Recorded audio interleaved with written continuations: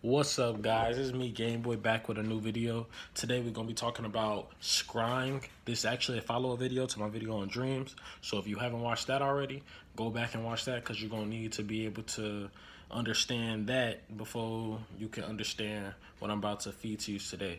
So if you all good, then let's get started. As I said before, we talking about scrying. Through scrying, deities revealed spells as well as philosophical and mystical insight into the practitioner's existence, which is the goal of Theurgy, Henosis, oneness with everything. Go watch my videos, Ritual, if you need a reminder on that concept. Scrying rituals are very simple, and they fall into there are two types of scrying rituals: pyromancy, which utilizes a lamp, and hydromancy, which utilizes a shallow dish.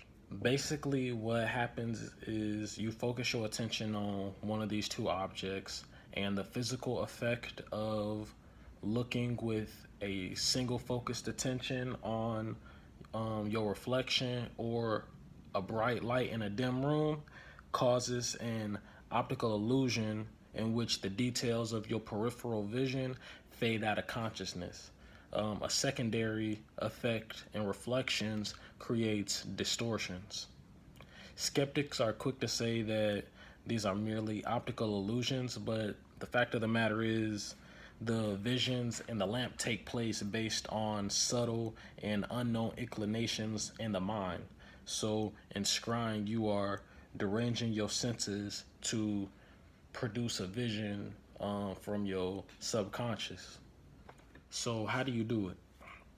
If you're doing hydromancy, you need a shallow dish that's very clean and brightly polished. If you're doing pyromancy, you need a candle that's either brown or black. You also need a comfortable seat to sit in, and it also helps you should also purify the area that you're working in as well as yourself before doing this ritual. Make an incense offering to the deity that you want to have a vision of, or if you don't have any deity in mind, you could just jump right into it.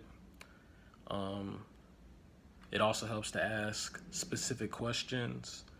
So of whatever you're trying to have a vision of, the only things that should be on the table in your working space are the incense and the scrying object that you're working with. Dim the lights so that the candle is the brightest object in the room, or just until you can make out your reflection in the mirror. Stare at your scrying medium while consciously focusing your attention on relaxing your body from your head down to your feet. Also, modulate your breath, breathe evenly. As you stare at the object, you should start to see visual distortions, and you might see like blanking. These aren't visions in themselves, but they just an indication that you preparing yourself to receive visions.